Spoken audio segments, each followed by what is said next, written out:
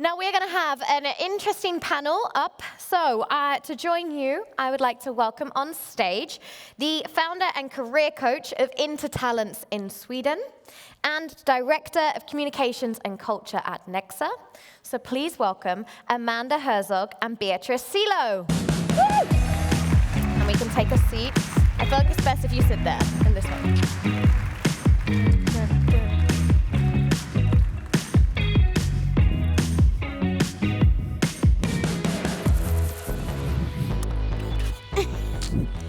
Hello, hello, welcome up on stage. Thank you. Wonderful to be here.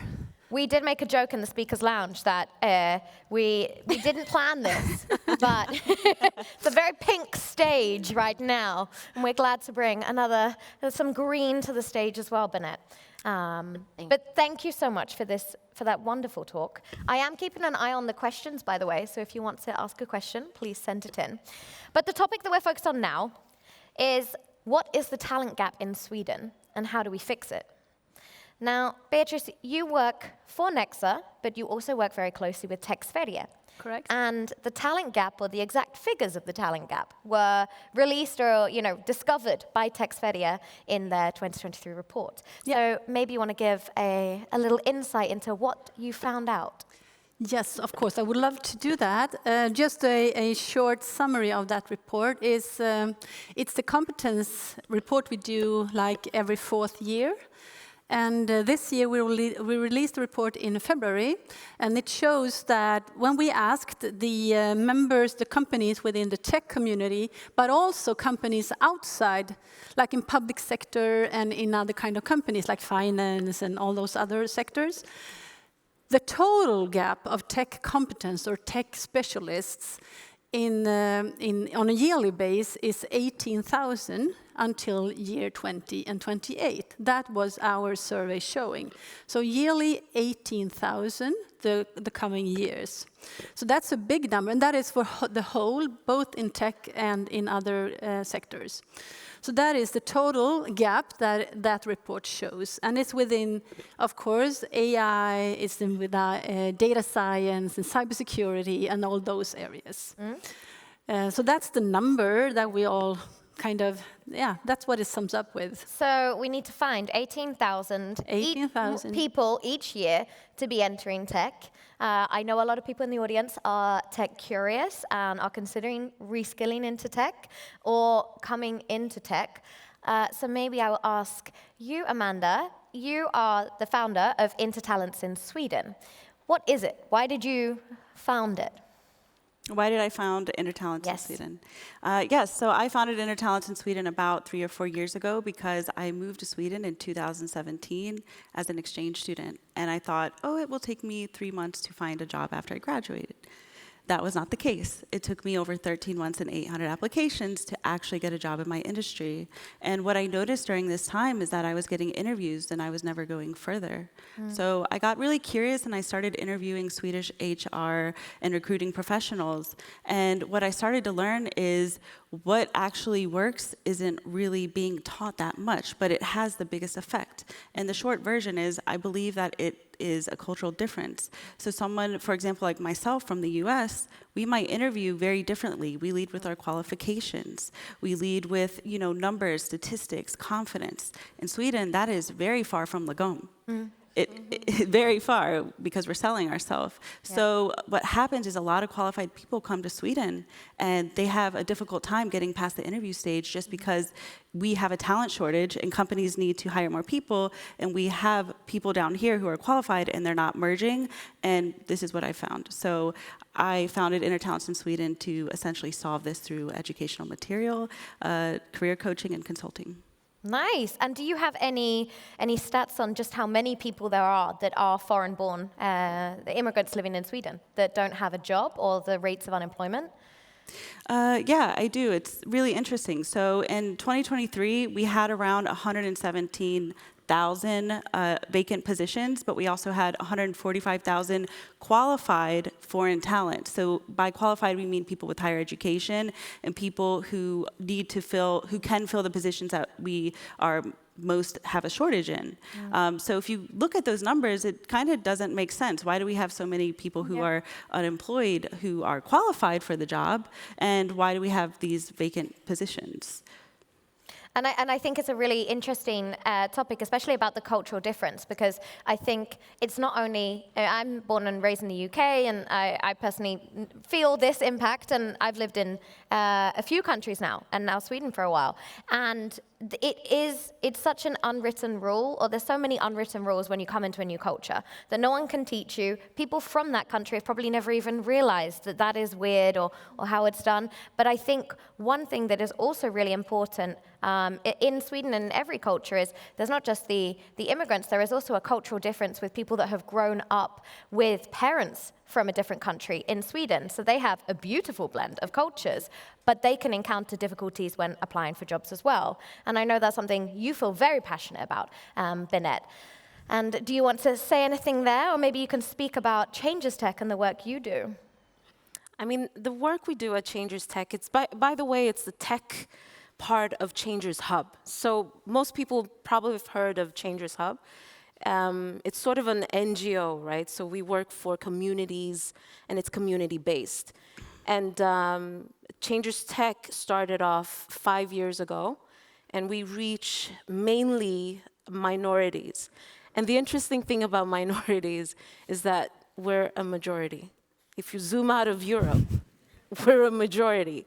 So we're basically representing the world. And the best way to do that sometimes is understanding who the people you're serving are. And what is it that they need? What is it that they're talking about? What are some of their concerns? And how do you deal with no's? Because that's the world I come from. You deal with no's all the time. The only thing you get comfortable with is hearing no. And it's so uncomfortable that you have to get, you have to get out of that entire energy itself.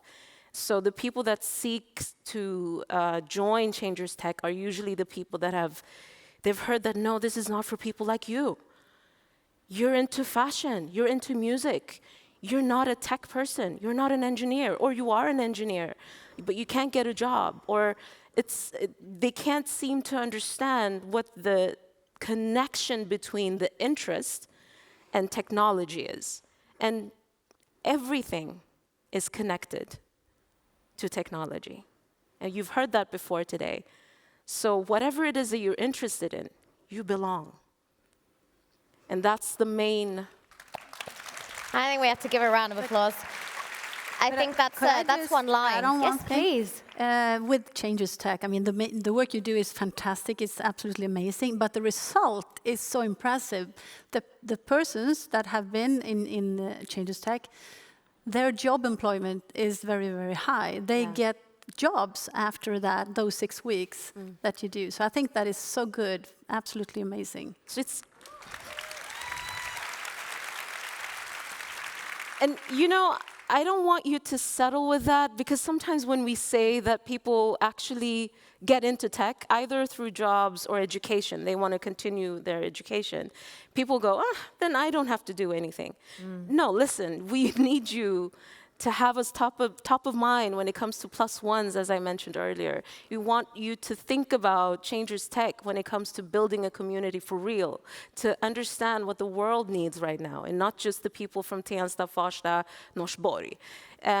Because we're based there, but we also represent something that most organizations don't.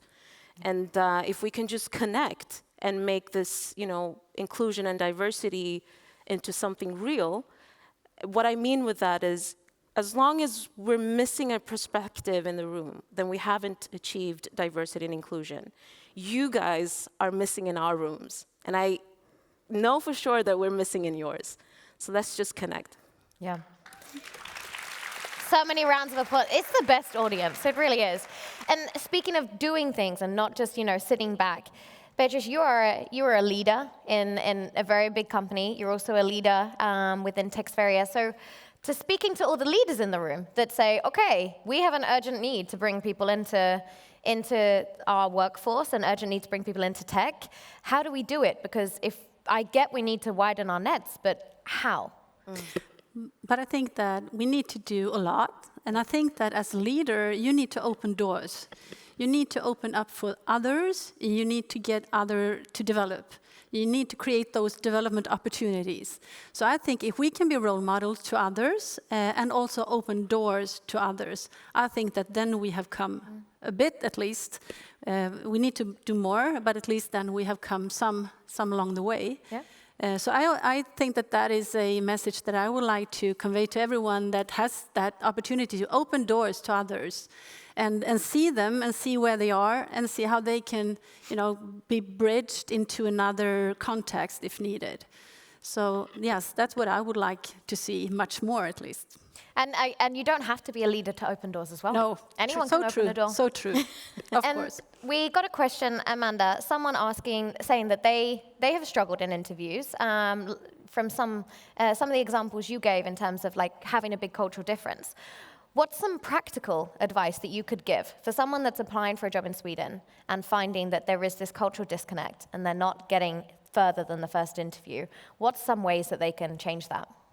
Yeah, so I actually have advice for the international professional who is a job seeker, but this advice can also go to the Swedish hiring manager and recruiter as well, because it sort of goes both ways. But I would say the most important thing is to figure out what are the cultural differences. And sometimes it's very difficult to know what exactly is a cultural difference. Because if you think about it, somebody is, let's say they're born and raised and they learn a hiring process in another country. So for me, I was trained to interview the American way. Someone who's from maybe the Middle East, they also do it differently than someone in India, someone in South America, and so on. So when they come to Sweden, they might be completely qualified on paper, but when they're actually in the interview process, they're just not connecting with the interviewer. And I think it really comes down to the person who's interviewing as well to try to look past it and see, what can we do to get past this bias? They could still perform the job great, or maybe get on the job and learn how to adapt to the Swedish way. If somebody doesn't tell them the things they're doing that aren't what's normal here, they will continue to make the same mistake over and over and over. And this is why you see people who are extremely qualified who move to Sweden and they can't get a job in their industry for 5 years, and then they have to get, a job to survive that's below their educational level, and they get stuck in that cycle. So something that I usually recommend to people, and that I actually teach in some of my material with Intertalents in Sweden, is you can use a free tool called Hofstede Insights. It's been around for, I believe, about 30 years, and it's so interesting because what they did is they basically interviewed, I believe it's 120 different countries on the same 6 categories, and you can put multiple countries in, and you can see on a number scale, I believe it's 0 to 100, of what their views are. And just one quick example, in Sweden, this is what really gave it away to me, and I think it's super important for those of you who are, again, recruiters and hiring managers. In Sweden, they really value who you are as a person, and in many other countries, they value more your qualifications and what you can do. So in the US, we're number 60. In Sweden, it's number 5. So I will just end with those numbers. And that's actually a really interesting tool. I studied international management, and that was one of the key tools. It's called Hofstede, but we can share it later on. It's fascinating just to compare the cultures. And one thing that we haven't touched upon, there's a talent gap. There's a tech shortage. What's causing the tech shortage? Because clearly there's a lot of skilled people. So what do we think is causing this? Beatrice, yes, and I can relate to the findings in the report that might have some explanation to it. And once again, that competence report provided by Tech Sverige, and that is that when the companies look for employees, what kind of background they look, what kind of education they look into. And then it shows that in the tech community, the expectations of the employees are a university degree or an engineer within tech. That is what most companies want and ask for. And outside the tech industry, they are more broader in their requirements. So they look into, you can have, gain your knowledge or competence from various different not places, but ways of doing it. It could be gymnasiet, it could be YH, it could be other kind of education. So I think that we need to broaden our, the way that we look into our employees and recruitments and see what do we expect. I don't think we should focus so much on the education itself, more of the competence of that person. So we should focus much more of that person's knowledge and competence, and doesn't matter where it comes from. Yeah. So that is one thing I think we need to do, but of course also look into all different, like women and different minorities that we talked about, to have more diversity and have a larger talent pool to kind of look into. Yeah, definitely. And so I think, to kind of wrap up, we have open up the qualifications. It's kind of ridiculous, I think, in the tech industry where so many people are self-taught because we have so much available online that you have such high qualifications. But also it's important if you're applying, to be aware of any cultural differences that there may be, and also for the hiring people to also have some kind of understanding of that. So I was going to say a final note from each of you. If there's anything you would ask or leave the audience with. Something happened yesterday, and I have to reveal what happened. So I brought my niece with me, and I thought she was going to go say, I thought she was going to say, no, I'm not going to spend more than 10 minutes with you guys. And so she was sitting in the audience, and then suddenly she was like, I don't want to leave. And to me, what happened was she saw for the first time role models. She got, for the first time, a network. I get chills thinking about it. She got a new best friend. They're sitting next to each other right now. She got an idea of the competence she already has as a 9-year-old. Not something that she has to prove or get for someone else to say, you're okay. She's really good at video and filming and interacting with people already. So she could do that now. And having that sense of, hey, I've got a competence, how do I build on that? The fourth one is she believes she's worthy of a better life.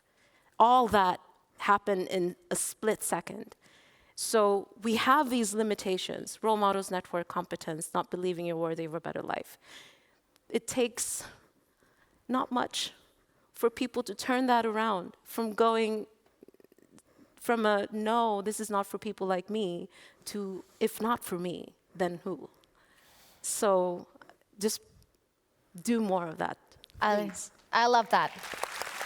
And I think we could speak about this for forever, but we are going to wrap up. Are there any last words that you have? Amanda? Yeah. I would say I want to add on to the question that you just asked. Is there anything we would like to ask from the audience? Yeah. I have an ask because I believe that there are a lot of people here who also want to solve the talent shortage that we're having, especially in tech, because that's the area with the biggest talent shortage.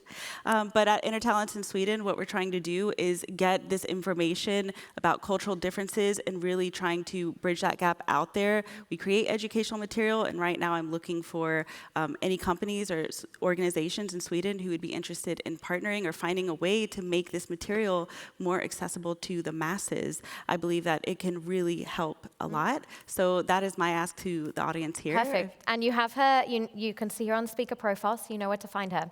Beatrice, any final words?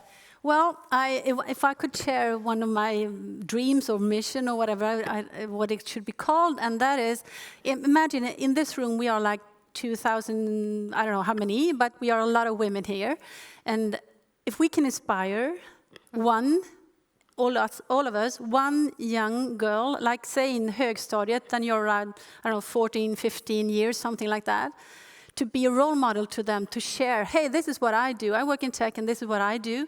I work with problem solving. I work with interesting people. I working with the future, innovation, new development, to share that and be a role model to them, because then you might interest them to pursue a career in education within tech. And imagine in all of us, if we did that. Yeah, I think that would be super. I think that's a perfect note to end on. Let's all inspire one young girl to get into tech. And you're so welcome to join Järva Gymnasium. Opening up in August, you're so welcome, all of you, to inspire our young people. I would love to. I just want to give a big round of applause. Thank you so much. We are out of time, but thank you. Let's give one more round of applause to you three. Thank you so much.